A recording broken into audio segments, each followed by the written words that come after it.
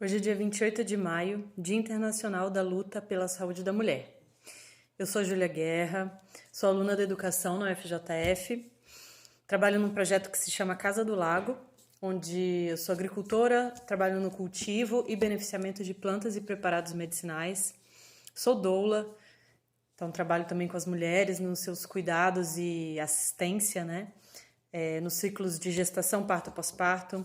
Pesquiso as parteiras tradicionais e os seus saberes no que diz respeito à saúde da mulher e visando a valorização destes saberes e desses sujeitos sociais que são as parteiras. E é a partir desse lugar que eu gostaria de falar com vocês sobre esse dia 28 de maio, Dia Internacional da Luta pela Saúde da Mulher. Primeiro ponto que é importante a gente ter claro é entender por que esse dia é um dia de luta pela saúde da mulher e não apenas um dia da saúde da mulher. É importante a gente assumir a luta, né? E quando a gente afirma a luta, a gente está querendo dizer que existem impedimentos historicamente construídos, socialmente postos, para que esses direitos ao acesso à saúde plena da mulher, eles não acontecem, né? Então existem impedimentos socialmente postos, historicamente construídos. E é a partir daí que a gente precisa lutar para assegurar o respeito aos nossos corpos, os nossos direitos sexuais e reprodutivos, no que diz respeito à nossa saúde como mulher. Quando a gente diz isso, a gente não está tirando a importância de outros sujeitos, de outros corpos, né, no que diz respeito à sua saúde.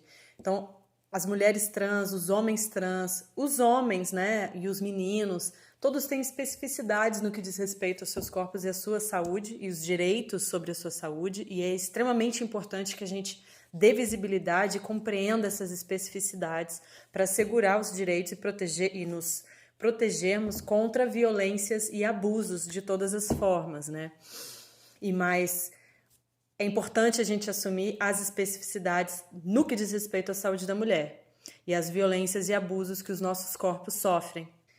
Ponto importante agora para a gente partir nossa reflexão é entender que quanto mais invisibilizado e quanto mais silenciado são as questões referentes à saúde da mulher e às suas especificidades, mais margem a gente dá para abusos e violências inúmeras, né?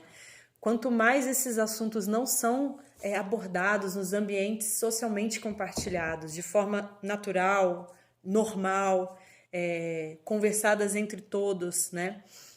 Quanto mais esses assuntos, no que diz respeito às especificidades da saúde da mulher, estão restritos e ficam restritos a esses ambientes bem pequenos, muito íntimos, muito invisíveis, muito silenciados, praticamente como segredos, mas é exatamente aí que a gente dá condições de que as violências e os abusos aconteçam, porque a gente não permite, a gente não cria condições sociais para que essas questões sejam compreendidas e os direitos sobre a saúde da mulher sejam respeitados.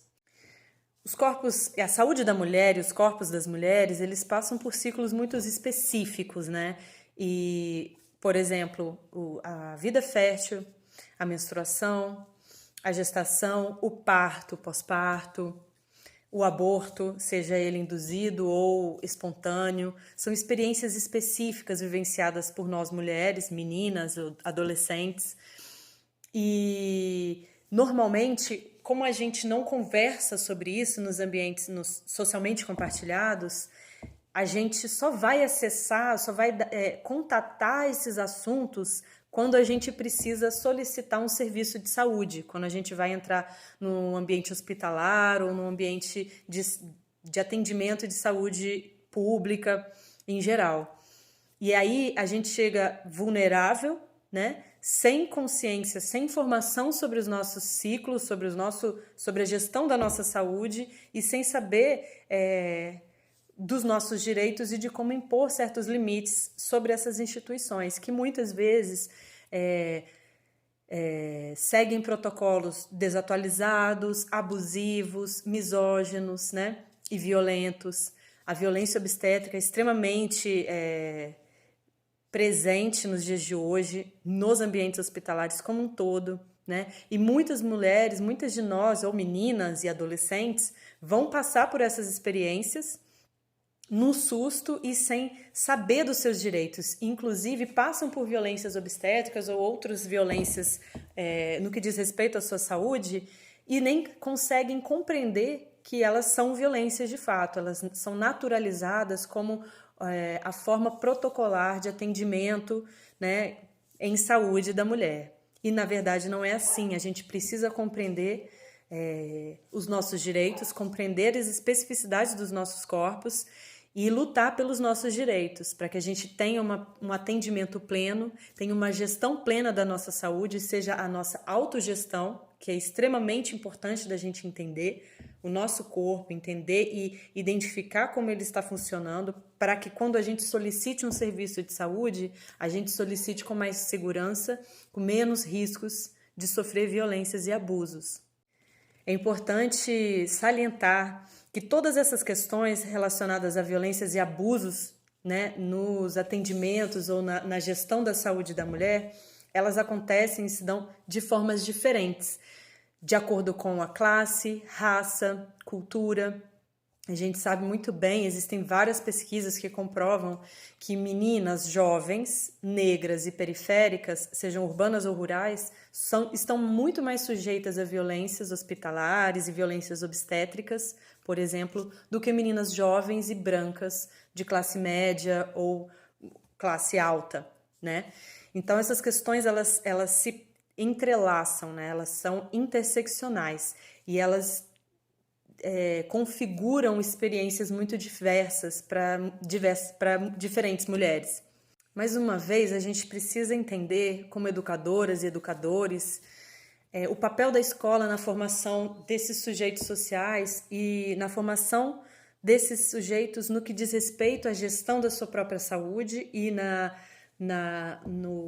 no papel de assegurar seus próprios direitos no que diz respeito à sua saúde. E falando aqui especificamente da saúde das meninas e das mulheres. O ambiente escolar é um ambiente que a gente passa horas e horas das nossas vidas, é um ambiente que uma instituição, né, que a gente tem total consciência de que é extremamente formativa, ela nos configura como sujeitos sociais, né?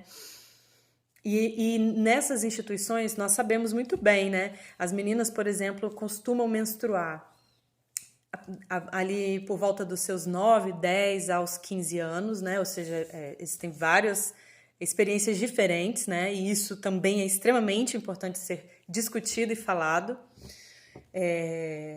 Então, mas a gente vê o quê? Que ao longo desses anos escolares, onde essas meninas vão estar tendo uma experiência inédita, né? De entrar na vida fértil, ter experiência da menstruação, esse assunto ele nunca é parte dos currículos, ele nunca é conversado dentro de sala de aula.